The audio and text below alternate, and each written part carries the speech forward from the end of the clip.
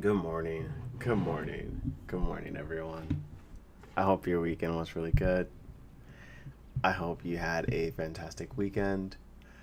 Um, Slowly rising. My voice is a little bit raspy, so I do apologize in advance. I didn't do anything crazy this weekend. I just, since the mid last week, I just been, I guess, fighting a one of those like little scratchy throat things. I'm not sure what you would call it, but I'm really happy to see you all, and I'm very excited to be having this live stream with you all today.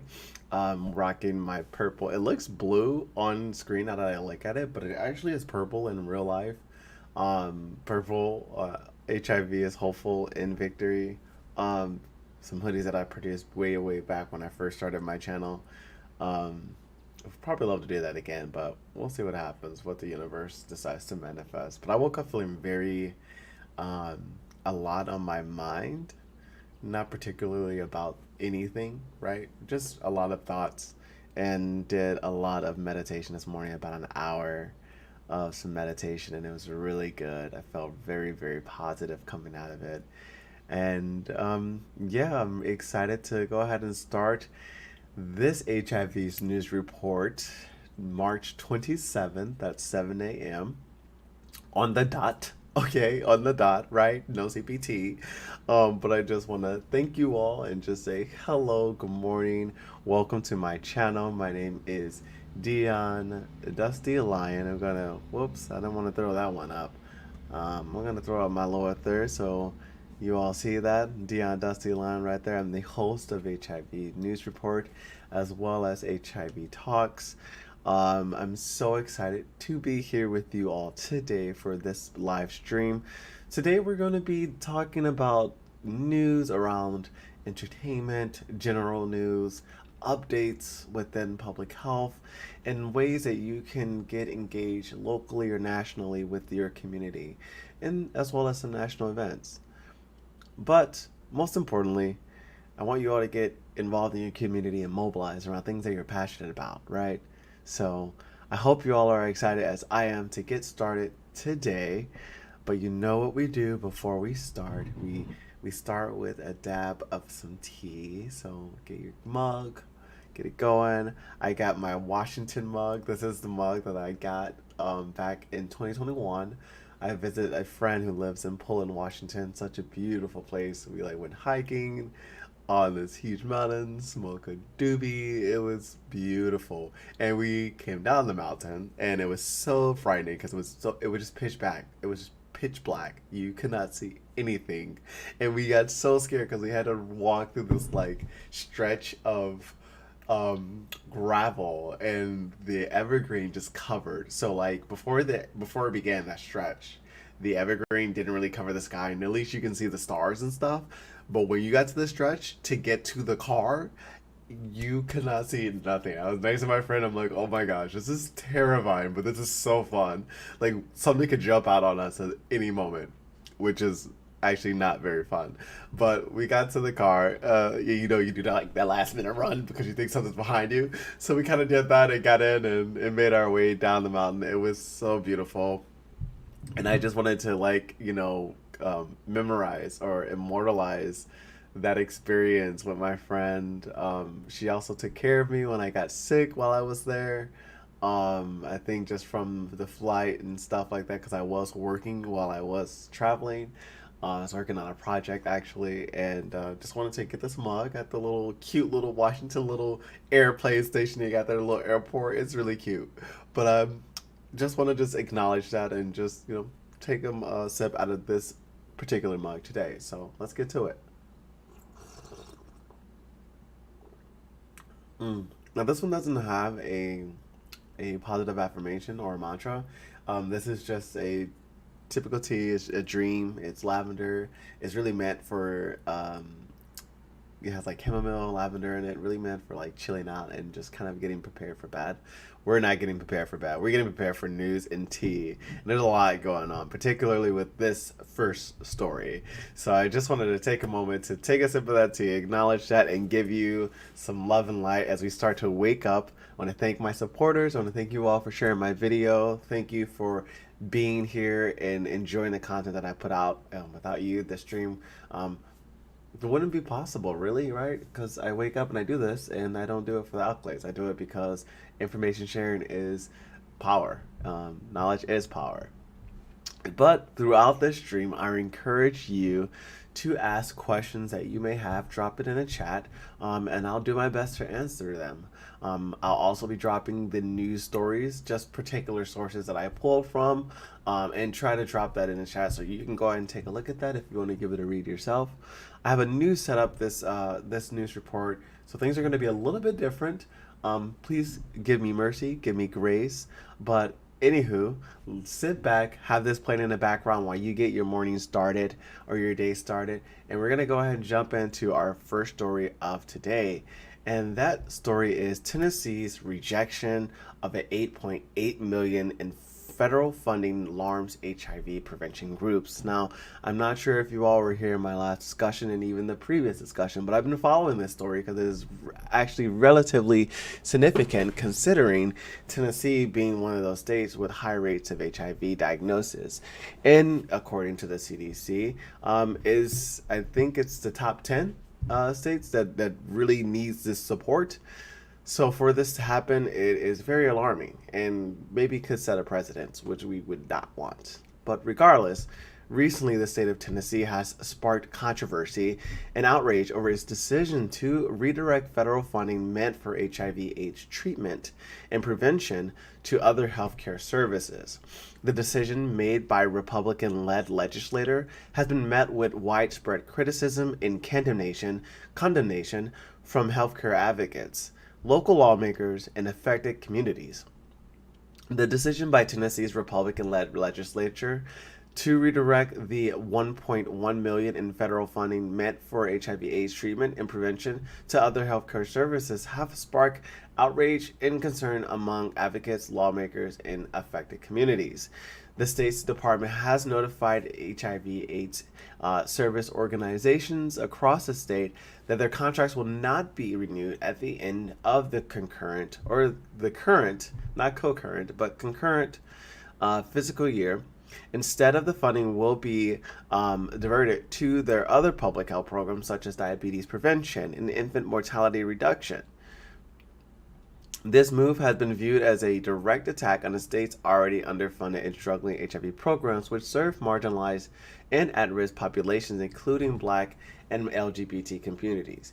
And honestly, when I read this story, I put this together and I'm just like, this feels like breadcrumbs. This feels like Tennessee's governor does not want to actually look for funding to solve problems that are affecting Black people and people of color, right? Diabetes, infant mortality, that's high within people of color communities, particularly among Black women and also in the Black community.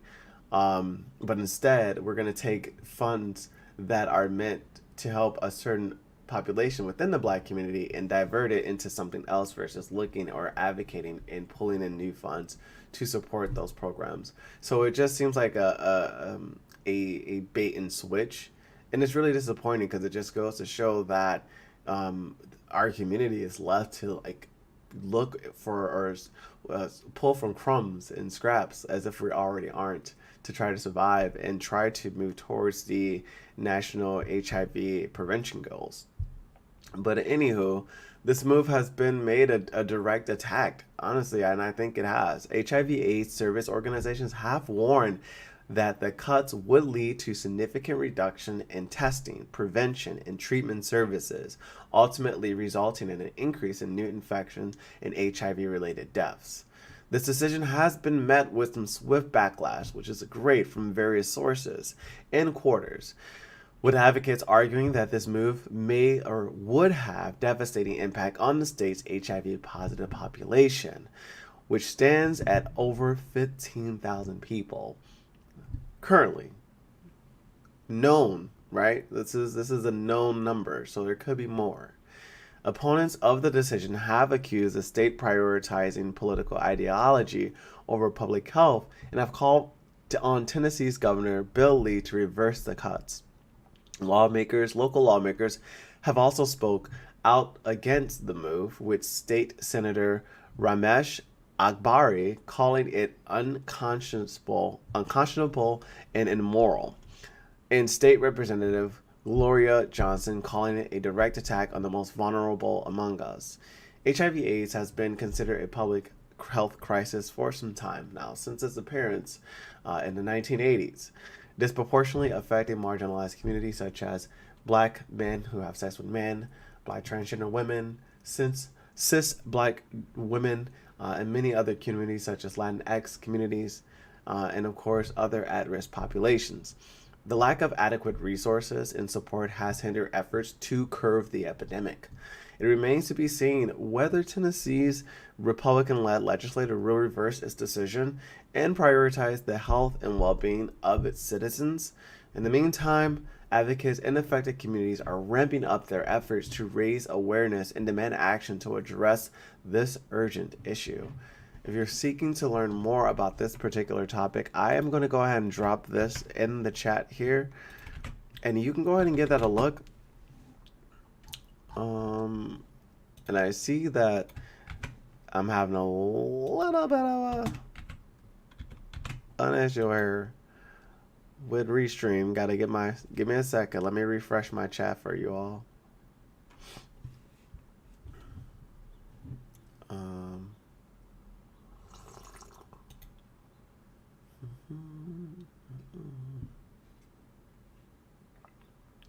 Just want to get it synced because it does this every now and then. Close.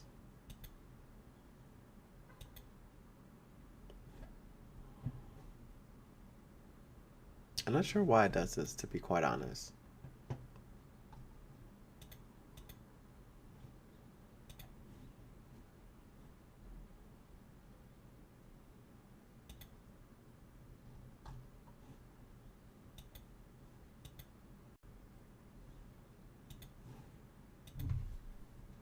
I don't know, I have to have my mods look at it because it won't come through. That's disappointing. Well, I guess I won't be able to share the stories right now. So sad. Okay, well, you know what? The show must go on, right? In our next story, STI PEP seeks to mirror HIV success. A new initiative called Sexually Transmitted Infection Post-Exposure Prophylaxis seeks to replicate the success of HIV prevention efforts by increasing access to preventative treatments for STIs. The initiative comes as STI rates continue to rise in the United States, with cases of chlamydia, gonorrhea, and syphilis reaching record highs in recent years. The STI PEP initiative aims to provide preventative treatment to people who may have been exposed to STI through sexual contact, similar to the way in which HIV PEP is currently used to prevent HIV transmission. The treatment would involve a combination of antibiotics, antiviral medication, which would be prescribed and administered by health providers within 72 hours of exposure.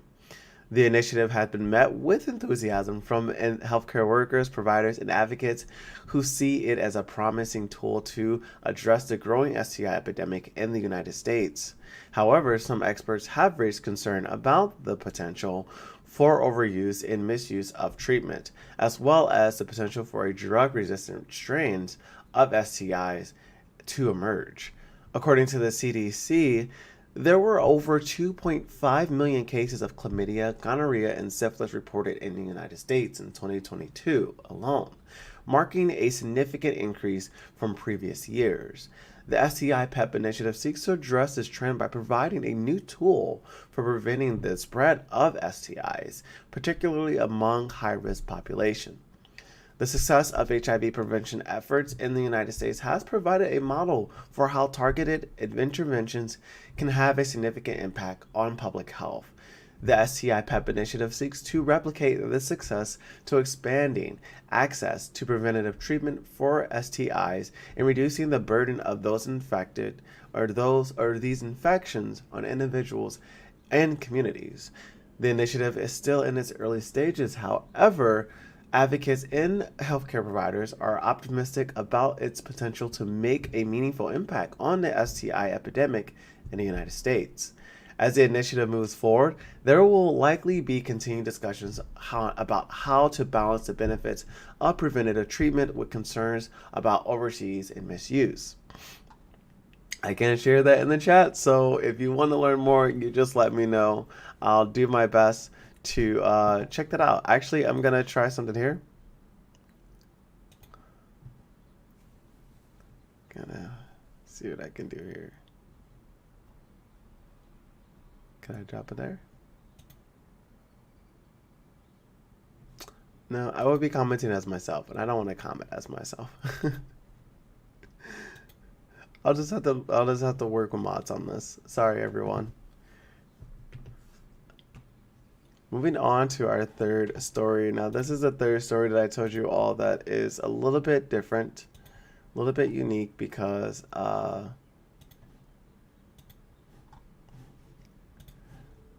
trying some new things out of here. So I'm gonna do this. There we go.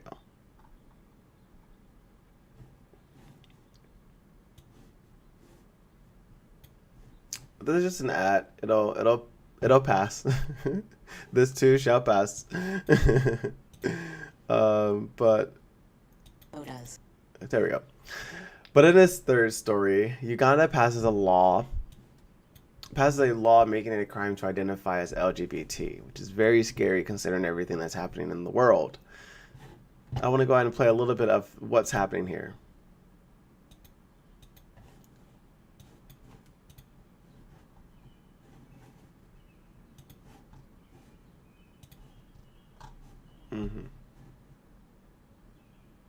Bring this back. Okay.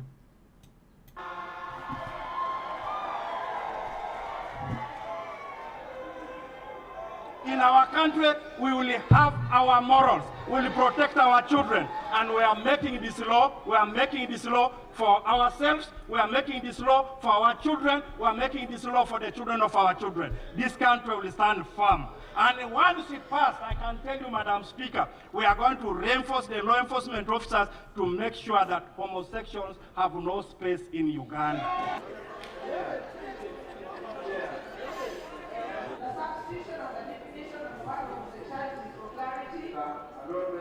In Uganda.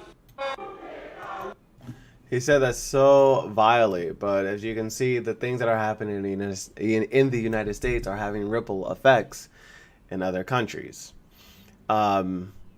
It's just so sad. Uganda has passed a new bill that bans the promotion of homosexuality and makes it illegal to identify as LGBTQ+. The bill, which has passed on March 21st, has been criticized by human rights advocates who argue that it violates fundamental human rights and will lead to an increased discrimination and prosecution of LGBT+ individuals. The bill, officially known as the Sexual Offenses Bill 2023, criminalizes any act or statement that is perceived as promoting homosexuality, including public discussion or advocacy of LGBTQ+ rights. It also imposes harsh penalties for those who identify as LGBTQ+, including up to 10 years in prison for anyone convicted of aggravated homosexuality, which includes acts such as same-sex marriage or sex with a person under the age of 15. The passing of the bill has been met with the condemnation from human rights organizations and LGBT advocates who warn that it will lead to an increased discrimination and violence against those individuals in Uganda. Some have also offered and raised concerns about the potential impact on HIV prevention efforts, as stigma and discrimination against LGBT individuals have shown to contribute to the spread of the virus. This is not the first time that Uganda has attempted to pass an anti-LGBTQ+ legislation. In 2014, a similar bill was passed, but later overturned on a technicality. The current bill has been in the works for several years and has faced criticism from both domestic and international human rights campaign organizations. Uganda has a long history of discrimination attempting to pass anti-LGBT legislation. Uganda has a long history and probably will continue so as it follows the rhetoric of other countries, particularly the United States, and this sort of anti-LGBT thing, and anti-LGBT campaigns being a thing to protect children, which is so not true. But as of now, it is unclear how the bill will be enforced and what the impact will be on the LGBTQ plus community in Uganda. However, human rights organizations are calling on the international community to condemn the legislation and to support efforts to promote tolerance and equality for all. If you want to get involved with this, I actually found this story in a community group that I'm in called the Choice Agenda through AVAC. You can find the Choice Agenda on AVAC's website, avac.com or .org, I think, one of the two. But if you just search the Choice Agenda, so easy to sign up. There's a lot of conversations going on around this because this is a very alarming and very shocking story, as you can tell. Advocates tried to halt a wacky, dangerous book from an HIV denialist. Advocates are calling for a controversial book that promotes HIV denialism to be removed from circulation. Let's not ban drag queens and queer books that explore the stories and experience of people who actually live and who are making an impact on our world. But let's not ban a book about HIV denialism? Okay. Anywho, the book titled How to End the AIDS Epidemic in Africa rejects the AIDS theory and myth, was written by a self-proclaimed HIV denialist and has been criticized by medical professionals and HIV and AIDS advocates for spreading dangerous misinformation. HIV denialism is the belief that HIV does not causes AIDS and that HIV medications are unnecessary or even harmful. This belief has been debunked by numerous scientific studies, and scientists, and is not supported by the medical community. Despite this, the book has been circulating in some African countries, including Uganda and Nigeria, and has reportedly been used as a resource for HIV prevention programs. Advocates warn that this could lead to a dangerous increase in HIV infections and decrease in the use of life-saving HIV medications. In response, a coalition of HIV/AIDS organizations and advocates have launched a campaign to stop the distribution of the book. The group has called on Amazon, which is currently selling the book, to remove it from their platform, and has also reached out to the African government to take action against the promotion of HIV denialism. The campaign has gained traction, with several organizations and individuals speaking out against the book and calling for action. However, the book continues to be available for purchase on Amazon and other online retailers. So if you want to get involved, you know what you need to do, especially us and here in the United States. So easy to leave a review, so easy to share on social media how we feel about this, right? The promotion of HIV denialism is a serious issue that undermines efforts to prevent and treat HIV/AIDS. It is important that accurate and factual information about HIV/AIDS is made widely available, that misinformation and dangerous beliefs are challenged and corrected. The ongoing campaign is a campaign to stop the distribution of this book. Is an important step in the fight against HIV denialism and the spread of misinformation about HIV/AIDS. I encourage you to take a look at the story. It was produced by pause.com. We're moving on to our next story, dealing with racial power dynamics in HIV care. Question everything. The Body, a leading HIV/AIDS news and information website, recently hosted a virtual event titled Racial Power Dynamics: Collective Conversations on HIV. The event aimed to address the racial disparities in HIV/AIDS prevention and treatment and to facilitate conversations about solutions to these disparities. The event featured a panel of experts and advocates, including Dr. Oni Blackstock, who I follow on LinkedIn. She is so intelligent. I encourage you all to take a look at her her LinkedIn page. She's very, very thoughtful, and she shares great information. The panel also features Assistant Commissioner for the New York City Health Department's Bureau of HIV and AIDS Prevention and Control, and Bruce Rinchman, Executive Director of Prevention Access Campaign. The panelists discuss the ways in which structural racism contributes to the unequal distribution of HIV/AIDS prevention and treatment research on how to address these disparities. Now, for some reason, I'm not sure why this is pulling up on my other screen, but let me go ahead and get the right one pulled up here. We're on story 5. Okay.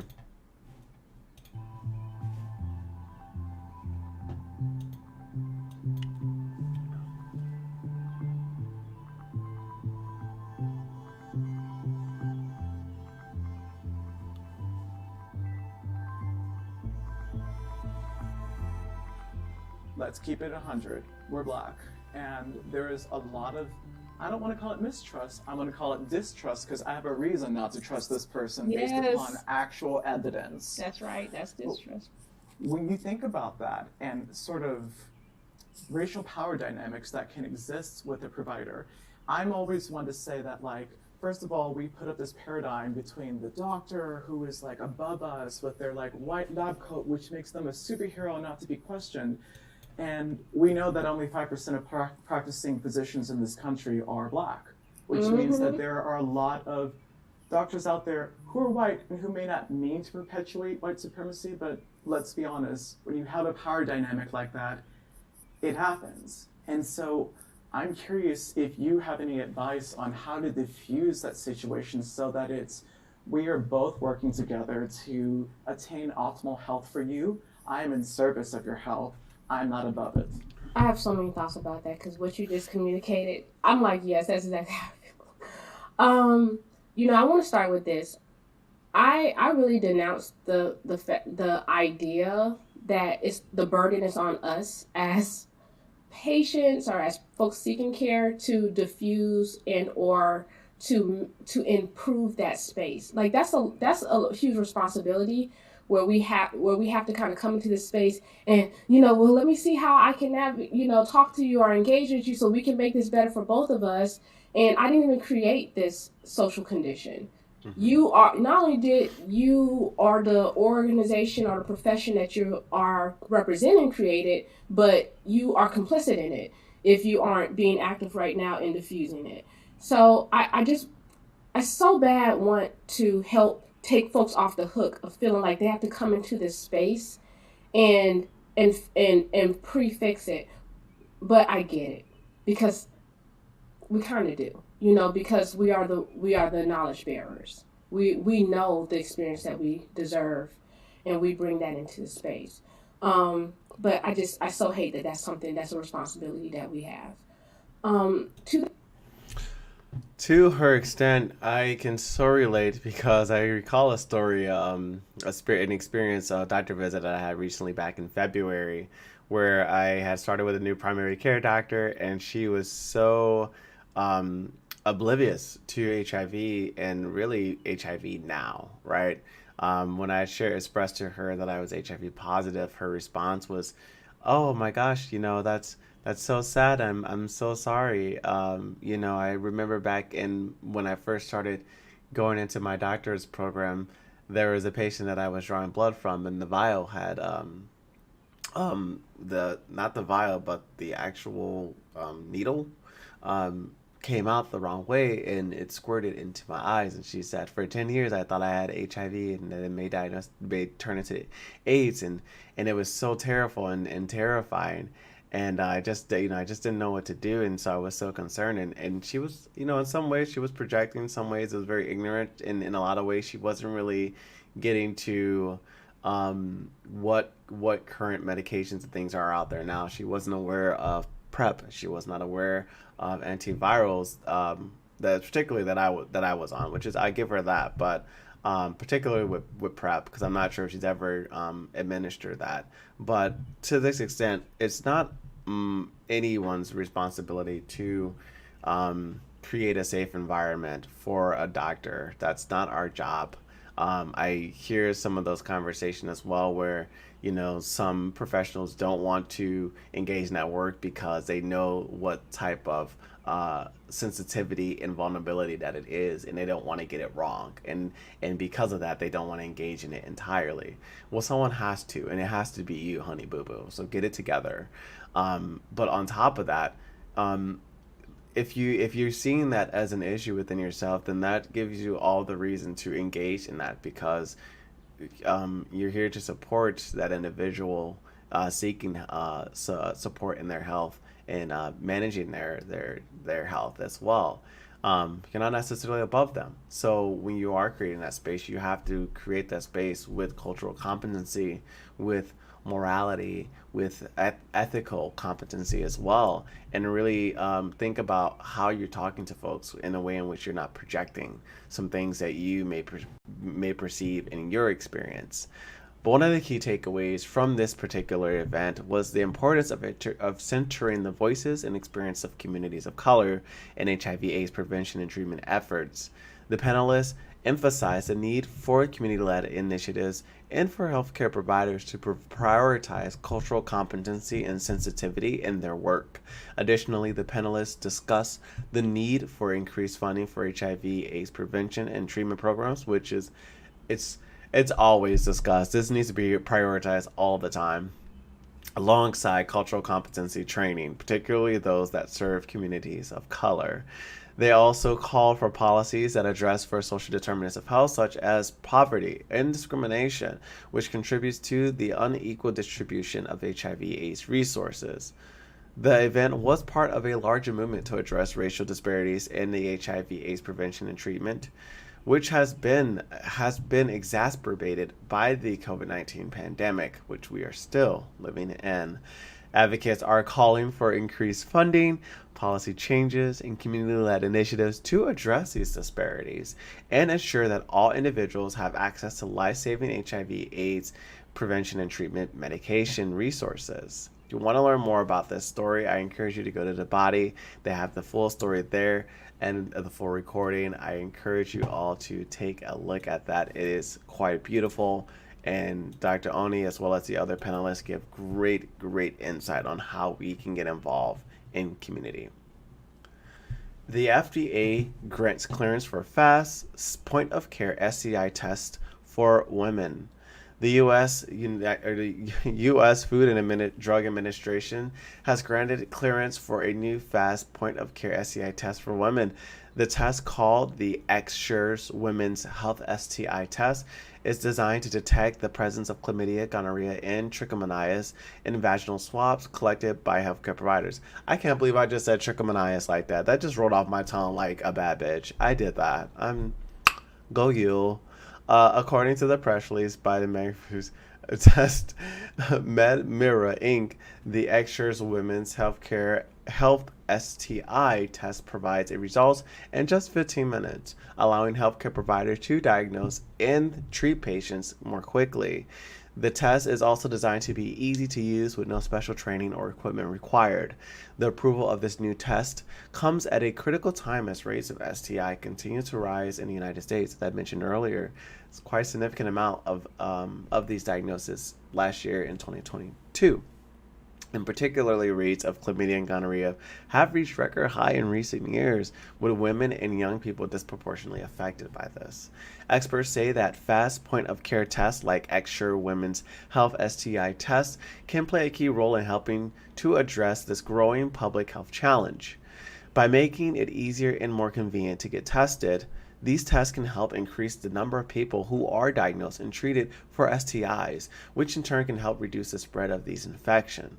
However, some experts caution that while point-of-care tests like this one can be useful, they are not replacement for regular comprehensive STI screening. In my opinion, I'm like, why would you even produce it?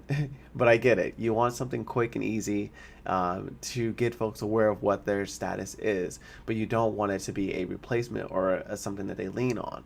But we have to advocate for it, because oftentimes when services and demands aren't available or resources aren't available for a comprehensive STI testing and screening, a lot of organizations don't have a choice but to use that point of care or that point of care test kit for communities that have lack of access or lack of resources. So this is not necessarily a question to us, but or a statement to us per se, public health officials, but this would be a statement to government officials and public health executives when it comes down to funding. So I hope that they are aware of this. This includes not only expanding access to fast point of care tests, but also increases education and awareness about STIs, promoting safer sex practices, and ensuring that all individuals have access to afford high quality health care. If you want to learn more about that story, I encourage you to take a look at the Helio.com, the news, and that way you will find it under the Women's Health OBYN category. But moving on to our next story, research finds that HIV drug PrEP's popularity soars, but only with white men. A study has found that while the use of pre-exposure prophylaxis medication to prevent HIV infection has become increasingly popular, it is mostly being used by white men, highlighting racial disparities in HIV prevention and treatment. The study, which was published in the Journal of Acquired Immune Deficiency Syndrome, found that while PrEP use among white men has increased by 30% since 2018, use among Black and Latino men has remained stagnant. Furthermore, the study found that PrEP use among women and transgender individuals of all races is still very low. Experts point to a number of social determinants of health that contribute to these racial disparities, including lack of access to healthcare, which is one I just mentioned, racism, another one, cultural competency, and information about PrEP and its usage, cultural stigma surrounding HIV, and systemic racism in the healthcare system. Quote, PrEP is a highly effective tool for preventing HIV transmission, but we need to do a better job of ensuring that it is accessible to all communities, especially those that have been historically marginalized, said one of the authors in the study. Advocates are calling for increased funding for PrEP education and outreach, as well as more culturally competent care for marginalized communities. They're also highlighting that the need to address systemic issues like racism and poverty that contribute to disparities in HIV prevention and treatment. If you want to learn more about this story, I encourage you to check out thepinknews.com, where you can find this under the category of the 2023 March edition's publications. Moving to our last story of today, understanding HIV care, everything you need to know. I want to just go ahead and get this a wrap up. This photo was actually credited by Timothy Ray Brown, known as the Berlin patient, was the first person cured of HIV. This is an image of him. Image is credited to TJ Kirkpatrick at Getty Image.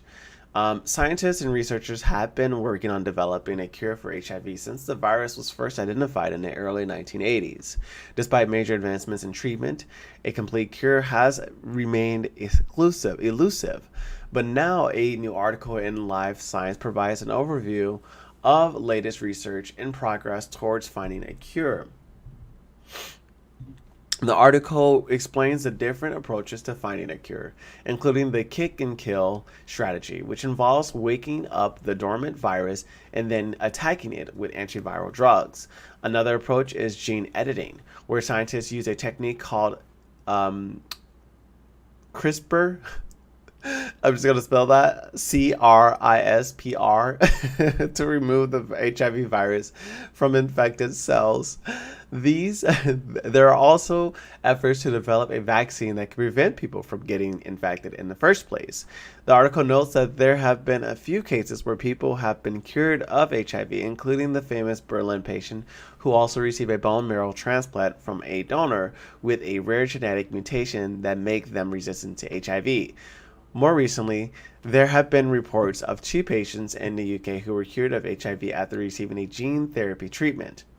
Don't forget, that Dr. Sabi, who also has treated patients with HIV and other patients with chronic illnesses and illnesses as well as sexually transmitted illnesses with just medicinal herbs, proven to cure HIV and other viruses. So the cure is definitely among us surface dwellers.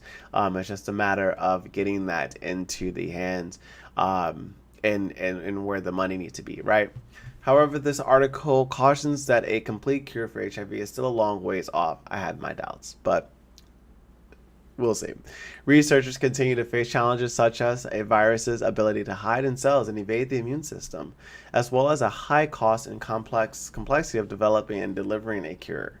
Despite these challenges, researchers remain optimistic and committed to finding a cure for HIV. As the article concludes, there is no doubt that the global HIV community is closer than ever to finding a cure, but there's still much work to be done. Overall, the Live Science article provides a comprehensive and up-to-date overview of the efforts to cure HIV, highlighting both the progress that has been made and the challenges that remain. If you would like to learn more about this particular article, go to livescience.com and you can find this article in their feature section. But we're going to be moving on to our next category.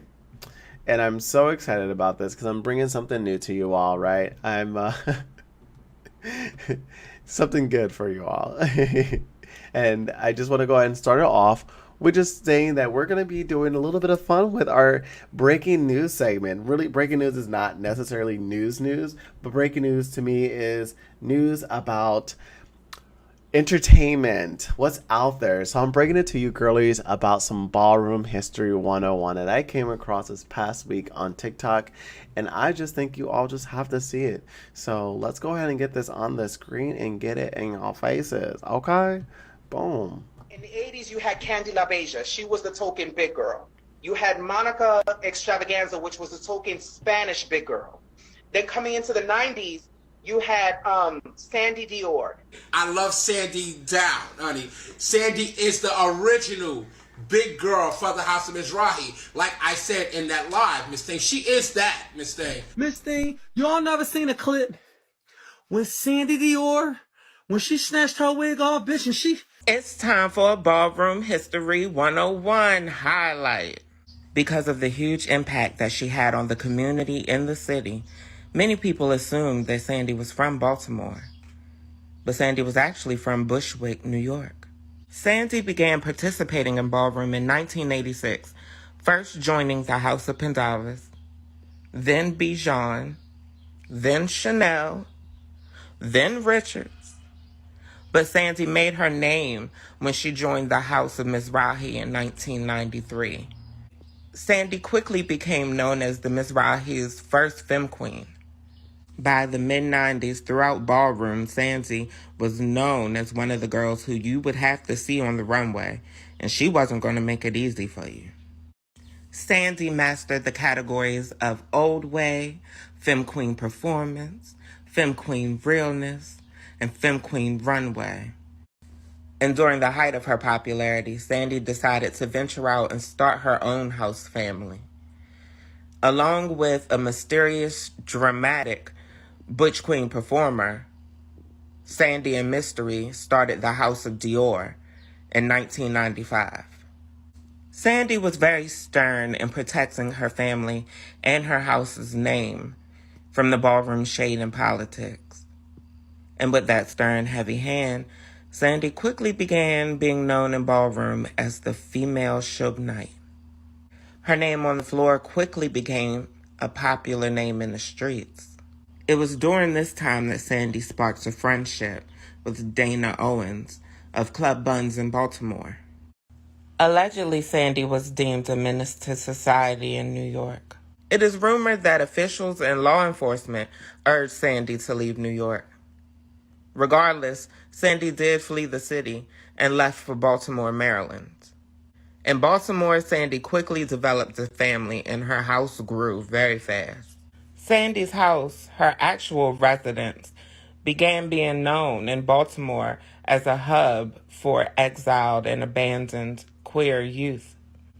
All of the queer kids were welcomed at Sandy's for a bite to eat or a place to stay, whether or not they were official member of the House of Dior.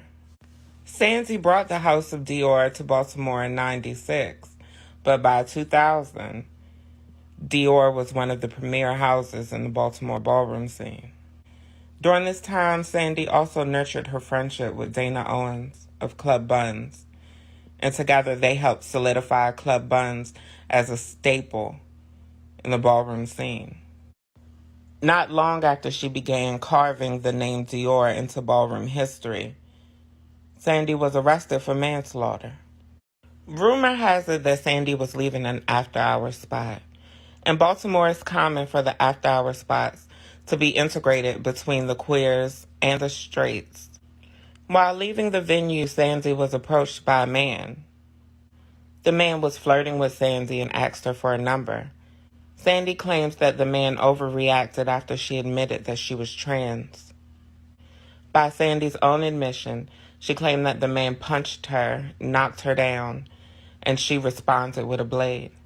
Ultimately, Sandy defending herself with the blade would result in the man losing his life. During Sandy's incarceration is when I was introduced to the House of Dior. During that time, Demetrius was the father of the Baltimore chapter. Dana and Misty were the mothers.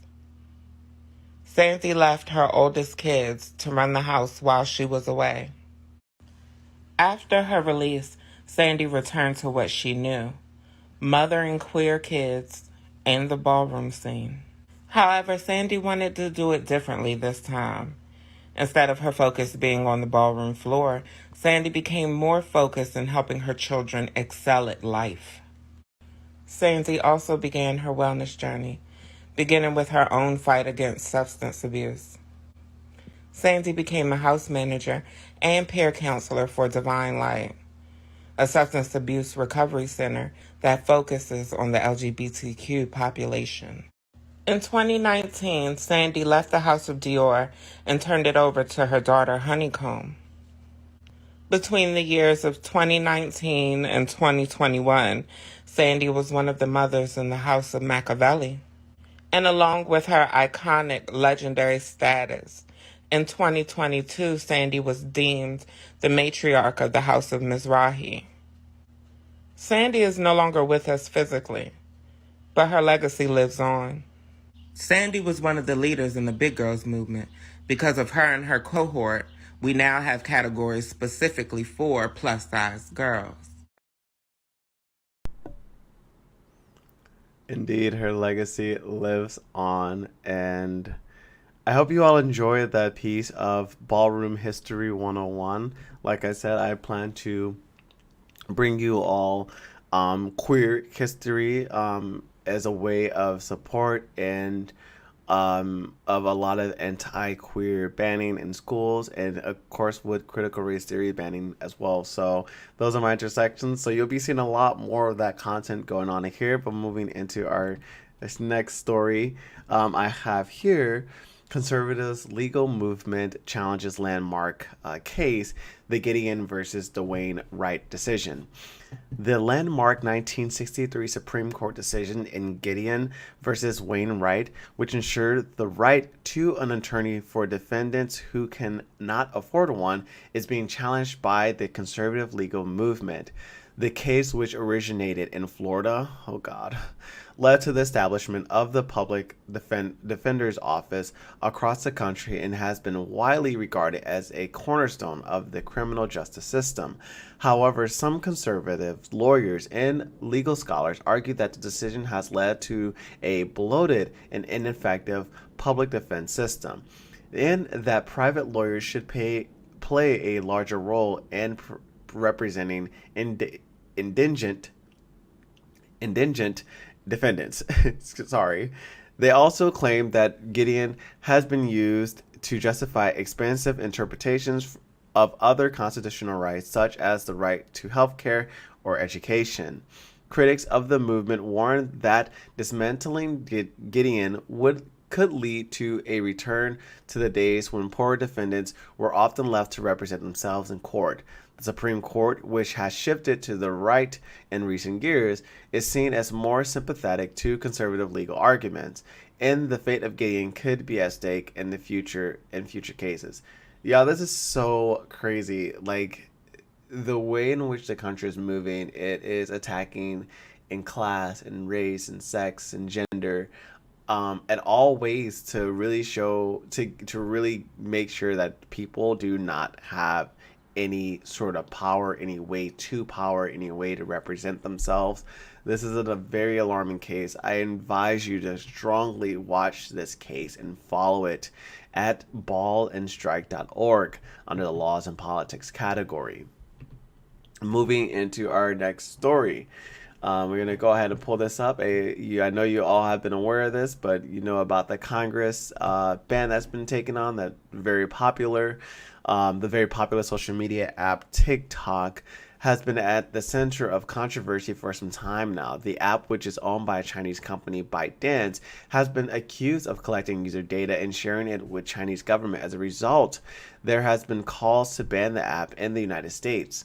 TikTok CEO Kevin Mayer testified before the Congress in August 2020, assuring lawmakers that the companies, let's go ahead and get that pause first and get this up here, because y'all gotta hear that. Lawmakers that the company's data is stored in the United States and is not subjected to Chinese law. However, the pressure on the company continued, and former President Donald Trump issued an executive order in August 2020 demanding that TikTok be sold to a U.S. company or face ban in the country. And in my opinion, this is just people mad because they're not getting their dollars. Facebook is not getting its money. There was a article that I came across that Mark Zuckerberg paid lobbyists or campaigners and lobbyists to try to consort this sort of effort against TikTok because they couldn't, Facebook wasn't able to replicate the model that TikTok had, and as well as the popularity. But this goes a lot further. Into September 2020, Oracle and Walmart agreed to buy a 20% stake in the newly created company TikTok Global, which would manage the app's operation in the United States. See what I'm saying there? Get where I'm going? However, the deal was never finalized, and the Biden administration put the sale on hold to review it. As of now, there is no clear indication what will happen with TikTok in the United States. The company is still operating, but in the future is uncertain. Some lawmakers have called for a complete ban on the app, while others have urged the Biden administration to continue with the proposed sale to Oracle and Walmart. Safety of one of the most popular social media apps in the world. TikTok CEO testified before a House committee yesterday over allegations that Beijing could use the platform to obtain information about American users. Nicole Killian reports from Capitol Hill. TikTok's chief executive was met with intense skepticism on Capitol Hill Thursday over the app's security and privacy practices. We do not trust TikTok will ever embrace American values. Shouzi Chu tried to dispel lawmakers. Which I'm like, American values? Are you being honest? I mean, TikTok is transcending American values. Concerns about China's access to American data since its parent company ByteDance is based in Beijing. ByteDance is not owned or controlled by the Chinese government. But when pressed repeatedly, do ByteDance employees in Beijing have access to American data? We have employees in China, so yes. Has ByteDance spied on American citizens? I don't think that spying is the right way to describe it. Committee members argue the platform remains a national security threat. You damn well know that you cannot protect the data and security of this committee or the 150 million users of your app, because it is an extension of the CCP. Chu said the company is working to build a firewall dubbed Project Texas to store and protect user data in the U.S. I have seen no evidence that the Chinese government has access to that data. I find that actually preposterous. The panel also probed what safeguards the app has to shield teens from harmful content. TikTok could be designed to minimize the harm to kids, but a decision was made to aggressively addict kids in the name of profits. After more than 5 hours, many weren't satisfied. He was completely baked. That's not sufficient. In a statement, TikTok fired back, saying the day was dominated by political grandstanding. Hi everyone, it's Show here. Chu's testimony comes at a challenging time for the platform, which boasts more than 150 million American users. But that's just a little bit of the story. I encourage you all to check more of it out at CBS News. I'm unable to drop the link in the chat, but I encourage you to take a look there. Thank you for your comment, Eric. If you're still watching, I do need to drink with some more tea because honey, when I tell you I am tongue-tied today, I am tongue-tied. You know what? Let me just sip some tea right now, actually. But I'm glad you're here watching. I hope you find this information quite useful. Going on to our next story today, drag is not dangerous. A dazzling roster of drag queen superstars is coming together for the Drag Isn't Dangerous telethon, which will raise awareness and funds for LGBTQ plus causes and organizations that support drag and trans performers, especially in areas that are under attack. Producer Entertainment Group, PEG, is spearheading this one-night-only digital event, having partnered with several LGBTQ plus companies and organizations that include GLAAD, Out TV, Trixie Cosmetic, come on Trixie, Serve Vodka, 5 Senses Reeling, among others. Tickets for Drag Isn't Dangerous are currently being sold for $20 at the moment. So I encourage you all, if you want to get in on this telethon, get in soon because it's coming up pretty quick here. The event will be live streamed on Sunday, May 7th at 7 p.m. Eastern Standard Time. You can find out more about this at the PEG Management Instagram account, or you can go to out.com under their drag category and you can search online Drag Isn't Dangerous telethon, and that way you can register your ticket. But we're going to be jumping into our next segment. And this is coming to our end of our day, actually. And I told you I got a new setup here. So play with me. I'm moving pretty quickly, pretty efficiently on this. But going into our event of the day, there is so much happening this week in a world of HIV. Multicultural Mondays, which is hosting a National Women's and Girls HIV Awareness Day, how stereotypes and social determinants impact HIV prevention and treatment approaches for Black women. The objectives within this live webinar is to identify racial and gender stereotypes attributed to Black women, identifying some social determinants of health for Black women, and develop approaches to address unique ethnic and social factors impacting and prevention and treatment of HIV among Black women. So if you are eager to join that event, you can go ahead and find that at the SEATC.com under their event category, and you can register from there. Our next story comes to us from a beautiful experience that I actually had. Is actually called Code in Place, and this Code in Place is actually a online community where you can learn how to code. I did this back in 2021. My friend at Penn State had introduced me to it. Stanford does this free online community for people who just want to learn code and get their wings developed in that area. And also, you can learn coding in ChatGPT. So in combination with this and that, I'm telling you, you will be a coding master and programmer in no time. But if you are interested in this Code in Place, here's a brief overview of this coming from the professor, Chris Pike, who I was in his class. He's a really funny person. But let's go ahead and let's hear and see what Chris has to say. Professor here at Stanford. And my name is Maron Sahami. I get to do the same things as Chris. Yeah. Together we teach...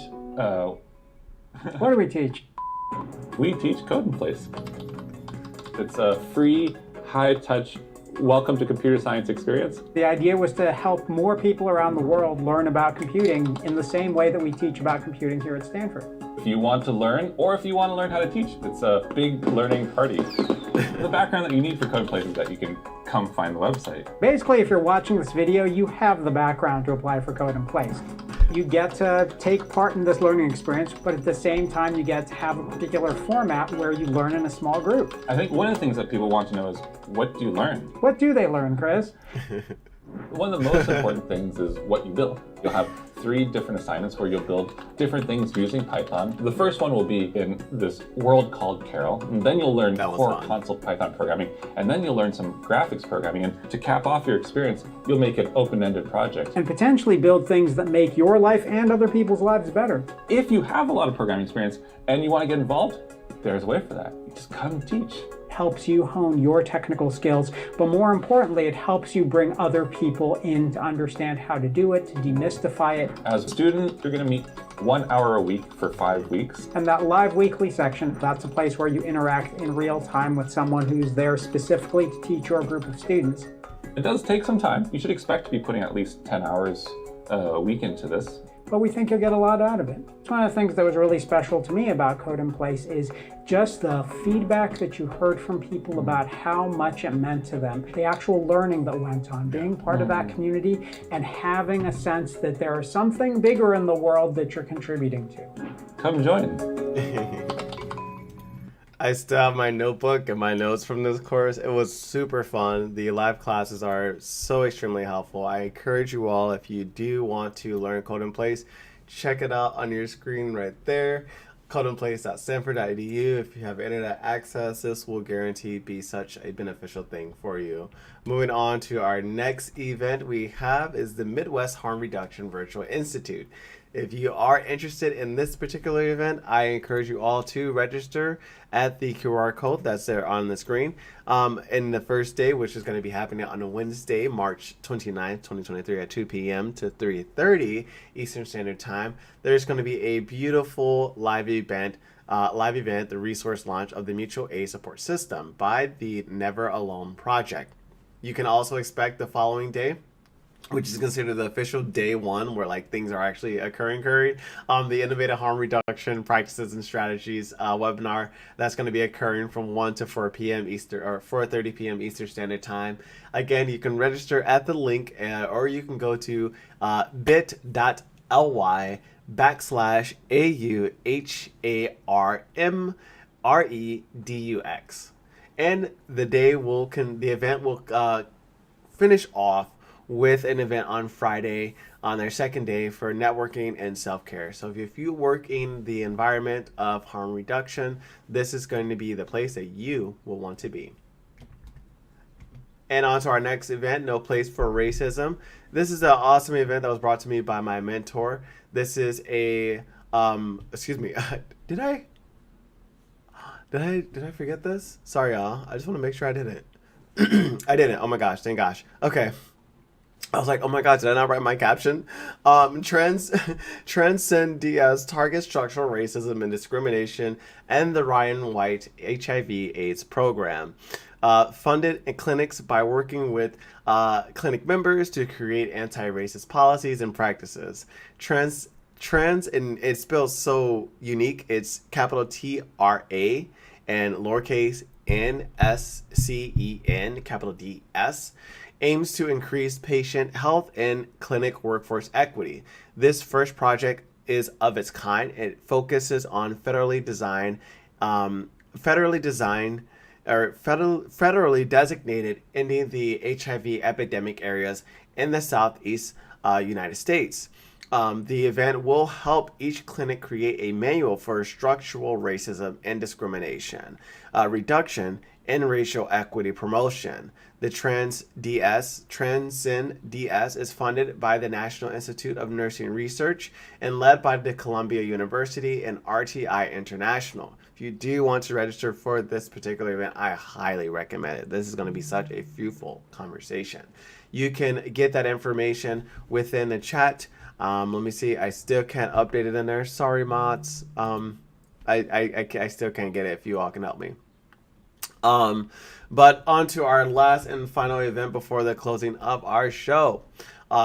We have the beautiful sexual networks, HIV and activism, a community-led study on queer sex in New York City.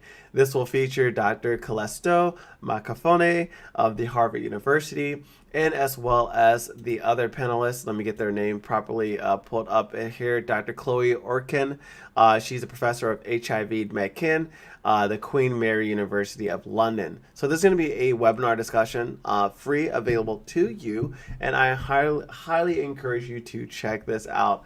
But going into our last final goodbyes. And hi, my name's Chris. Seeing all your I'm a beautiful professor here at faces. Stanford. And my name is Marin Sahami. I get to do the same things as Chris. Let me Together we remove teach. that. What do we teach? We teach code in place. Code in place. This is not for you. You can't talk right now. Hi, sorry about that. I think I didn't mute my code in place command button.